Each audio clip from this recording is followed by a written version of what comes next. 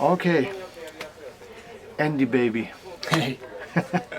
I still don't know how you pronounce your last name. Is it Bevan or No, it's Bevan. Bevan? Bevan, as in Evan. Ah, okay. Evan with a B. And great to meet you here in Tokyo. Yeah, likewise.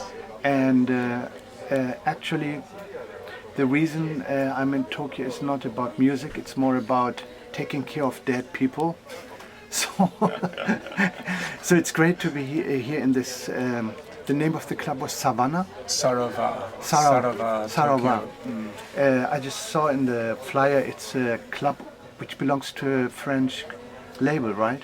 That's right. It's actually a French guy, Pierre. What's his name? Pierre Barrault. Yes. Pierre Barrault, who's a very famous lyricist, because he wrote the lyrics for A Man and a Woman. And so him and his wife run this club. And it's actually very nice because within Tokyo, it's got a little bit of a sort of a French vibe to it. So it's quite nice. And my most interest in you is being a foreigner, a jazz musician. Is it correct to call you a jazz musician? I think so. I mean, in the sense that jazz is improvised music, you know. I mean, I do play standard jazz and, you know, but my main thing is kind of like, I would say, contemporary crossover jazz with a whole lot of mix of different kinds of music. But yeah, jazz in the sense that most of what I do is improvised. Today, what really surprised me was the didgeridoo. And being honest to you, actually, I don't like the didgeridoo. But today you changed. Changed my my feelings regarding this didgeridoo, and really, if I need a didgeridoo, be sure I would call you up.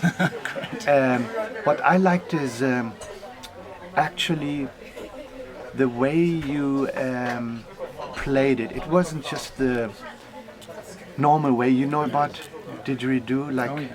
Like Right. So you actually you made it really to a melodic and rhythmical instrument, and I was also surprised to see that you did the circular breathing. Breathing. Yeah. Tell me, is it easy? It's a tough one because to tell you the truth, before I started playing didgeridoo, which was like 20 years ago.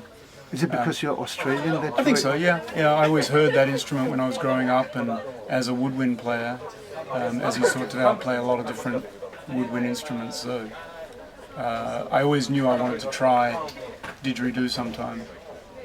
And I heard it when I was a kid growing up, so I was familiar with the sound, and I loved it. I loved the sound. But actually, with the circular breathing, I could circular breathe on the saxophone before I could circular breathe before I took up the didgeridoo. So when I started on didgeridoo, it took a little bit to just get used to the different mouthpiece. But for some reason, I've been interested in circular breathing since I was first starting out on woodwinds. So yeah, I mean, the concept is pretty simple, but it's hard to kind of get over that barrier of keeping it going, And speaking now about didgeridoo and saxophone, what is different? Well, they're completely different. The didgeridoo, the embouchure, is absolutely different than saxophone. It's the closest it is like to something like tuba, and even then, tuba is like a trumpet type trombone embouchure. Right. Didgeridoo is like. So it actually has no relation to saxophone. Oh, okay. And, I think I was telling you before, it's like sometimes when you first start out on trying to double, going from one to the other, it can really mess with your embouchure. But I've been doing it for so many years now, I don't even think about it. But particularly flute, because the flute embouchure is very delicate.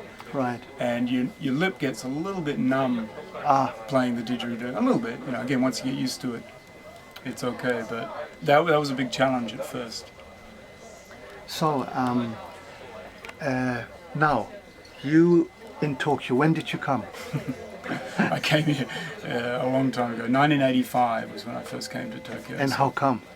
Well, I What was did just you bring? traveling. Yeah, I was just traveling, and I knew I could. So you came from Australia No, to... well, from Australia I came right up through Southeast Asia Yes. and India and Nepal. You know, and I spent like 18 months traveling. So I think that's actually As a what- musician or as a traveler? As a Tourist? traveller, but I had instruments with me, not my saxophones, I had flutes with me.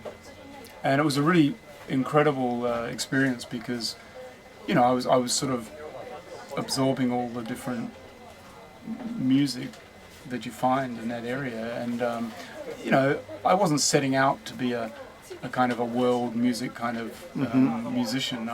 You know, it just kind of happened that way. So that was probably a big influence on me.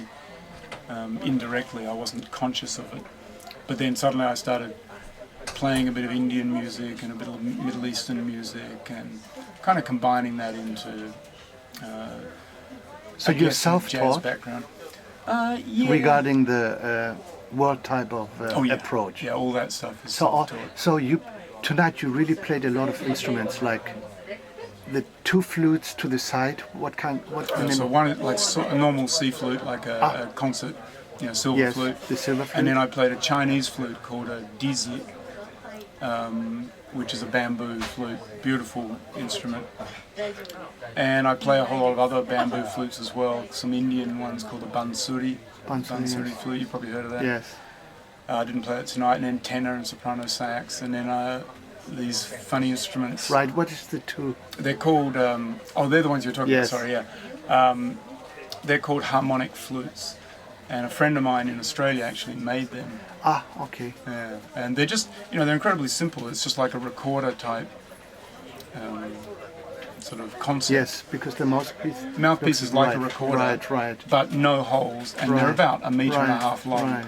And I played two of them, which Yes. is not what he originally designed. I see. He originally just had one, and I thought, well, this is. When I played the one, it was fun, but it didn't seem like I could do anything with it. So I immediately grabbed two, so I have them in my mouth like this. Right. And by the different airstream, the different amount of air you put into each one, Right. you can control the pitch, and so you get like because they're harmonic, they only have a certain Right. overtone pitch, but you get a harmony with two of them. I see. Now, you know, I was in Japan for a long time, and I left in 2008. So, how is it to be a foreign musician in Tokyo? Is it easy to play? Is it easy to get gigs? Are they paid well? How do you make your living here? Is it as tough as in New York? I think it's probably as tough as anywhere. You know, it's always like that for a musician. But I've been. I'm saying New York because I know you have been in New York. I've been so- to New York. I've never actually worked and spent time trying to make a okay. a living as a musician there. But I have a lot of friends from there. I know what it's like. Yeah, it's tough, but I feel like I've been quite lucky in Tokyo. I've sort of found a bit of a niche here, and part of that is the sort of the instruments that I play. I have a certain repertoire of instruments which are pretty unusual. So I guess I've found that people who want that sound, they come to me to try and get that. So I've always had gigs. Sometimes it goes down, as we all know. Sorry, may I ask you? Yeah. For example, tonight, is it a paid gig, a door gig? It's a door gig. Ah, it's a door gig. These kind of gigs where I'm sure it's pretty much like that the world over. When you're doing original music that you really want to be doing, it's pretty hard to get like a paid gig, like where it's a set guarantee. Sometimes. In Tokyo, it's usually like these kind of clubs, and there are a lot around, and it's just a door deal, so you have to get the audience there, and that's really tough. Right. Because you've got guys. The way the scene works here, as I'm sure you probably know, is that not many people have just one working band. Right. Like we'll do the gig tonight where I'm playing with these people, then tomorrow night I'll be playing with a completely different set of people with different repertoire. And so people are playing all over the place, so the onus is on the musicians to get the audience to the club. So if I have to, bring people to every gig that I play at, it's like a nightmare. You just can't do it. So it's a balance between getting the paid gigs where sometimes they have what they call here event gigs. Where usually that's like corporate money, and they pay pretty well, and that's nice because you can just go and play, and you don't have to worry about the audience. These gigs like tonight, which is original music, then we have to try and get people. And how is it playing with Japanese musicians, and how is it playing in front of a Japanese audience? How do you feel? Yeah, it's definitely. Go ahead. Is it fun? Is it tough? Is it sometimes annoying? Sad? Yeah, in a way. Do they dig you? Do they dig you? Yeah, they do. I mean, what it is, and again, I'm sure you've experienced this, it's getting used to the way they dig something. Like I've done gigs where I've been playing and it's really inspired playing, with the group I'm playing with. We're just like really having a great night. And after we finish a piece, people are kind of like, polite clapping, and we're kind of going, God, they're just not with us, what is going on here? And then we finish the concert and we go out and mingle with them, and people are coming up to us and saying, that was the best music we've heard in years, amazing, I was totally moved. And so it's just the way they show it or not show it. They'll sit there very politely and not really scream and carry on, but they're really into it. And once you get used to that, I think it's okay. At first that was quite difficult because Western audiences respond more, Right. openly. And here sometimes it gets like that. You get people really kind of, shouting and screaming, but it's not so common. And as for the musicians, I mean, I feel very blessed with the musicians I've played with over the years. When I first came here, there was definitely a reputation. Japan had a bit of a reputation of they were great copiers, but they were not very original. Yeah, we've all heard that. And I don't know, like that got turned around very quickly for me. I started playing with people, and they're just as creative as anybody I know. I think it did change. I think maybe 20, 30 years ago. That's the way Japan was. They all copied all the great jazz players, and they could play like that, but they had nothing original. I know some just incredibly creative musicians here who are as original and as creative as people I know anywhere in the world. So, I feel like it's a very healthy scene on that level.